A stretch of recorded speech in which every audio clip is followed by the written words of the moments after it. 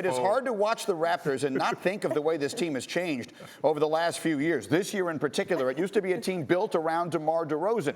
And so this has been a tough time, one would imagine, for him. In an interview with Bleacher Report, DeRozan said that while he's watching and rooting for his best friend Kyle Lowry, he still has some complicated feelings watching them in the finals. He said, quote, "If it wasn't for all the years and groundwork that I did before then, none of these things would have been possible. Yes, I fought, I sacrificed, I pushed the limits to where I had to be the sacrificial lamb.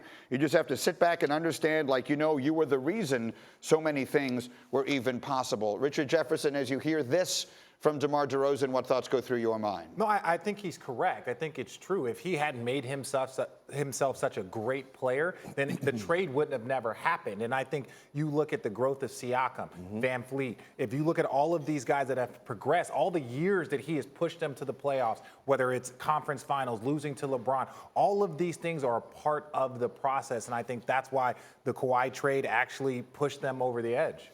And I understand what he's saying. I mean, you fought, sweat, blood, tears, year after year.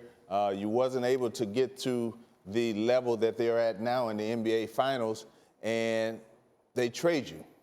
The problem that I have is the way that he was traded, okay? He talked to Masai Ujiri, and he asked him if what he was hearing was right. And he said, "No, don't worry about it. You're not going to get traded." And then next thing you know, he's traded. Now, this is your max player. This is the face of your franchise.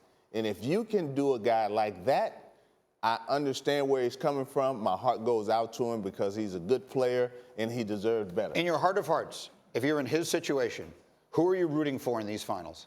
I think you're rooting for the Toronto Raptors. I think if that franchise meant a lot to you, and I think Kyle Lowry being one of your best friends, and all of those guys, whether it's Siakam, all of these players that are kind of your young players, the guys, you were their vet, you're rooting for those guys versus just one guy, Masai Ujiri, that you're probably not really rooting for. There's only one that you're not rooting for. Yeah, I'm rooting for the guys because we've been in so many battles together, and we've done some great things. We've come up short sometimes, but at the end of the day, they're still my guys. Tough juice.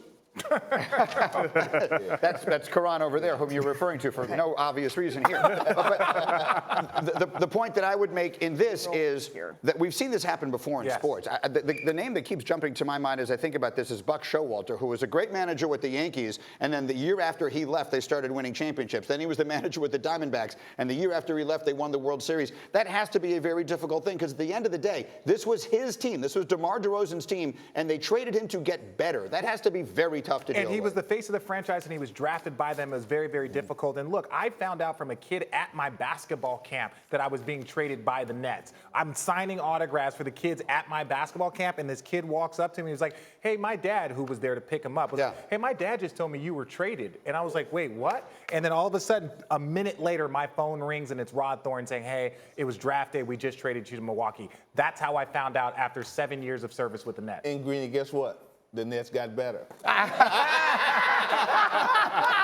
Okay. 2 years later, they had the worst record in the history of the NBA. But Richard, 2 years later, Google it. Hey, let me ask you this. The next year, were you rooting for them?